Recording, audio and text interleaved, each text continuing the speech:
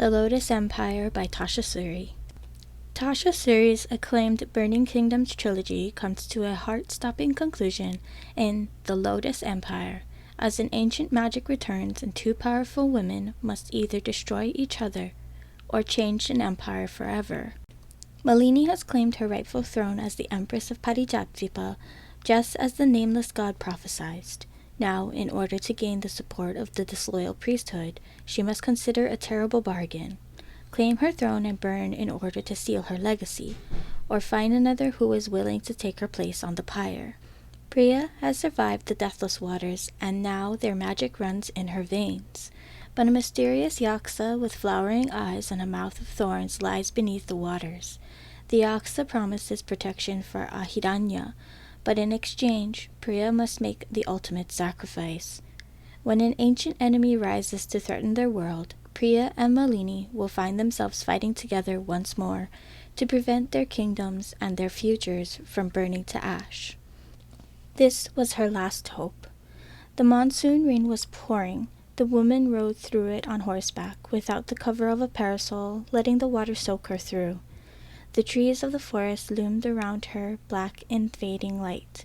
She missed with a sudden and knife-sharp grief the flower gardens of home, white jasmine and needle-flower and her pink roses. There were no trees to loom over her here, and no parched battlefields underfoot, seeded with nothing but dead flesh to draw scavenging birds. The only flowers she had seen in months had been on the skin of her enemies. The yaksa who had killed her father had been flower-haired, a glowing, smiling girl-like thing with pits for eyes and arms sharpened to fine points. She had skewered him through and laughed as she did it. The woman shuddered at the memory, and shuddered again from the cold. She should have traveled in a chariot instead, but she loathed to be contained. The monastery loomed out of the darkness ahead of her. Its grey stones shone silver in the shafts of dull light that broke through the trees. Her army halted as the priest emerged and bowed and offered to lead her to the lake. She dismounted and followed him, boots heavy on the wet soil. She thought of her sons, her eldest 3 boys at war, her youngest still in the care of a wet nurse. She wondered if she would see them again. Sikander, her oldest, had promised to meet her on the road from Alor with news from home. She had carried sweets for him just in case, dried mango. It was the fresh he loved the most, but that she couldn't easily provide. They'd burned all the orchards in Harsingar to keep the yaksa at bay. The lake was black. Although the rain fell fiercely, the lake was untouched, a disk of glossy stillness. She kneeled by its side.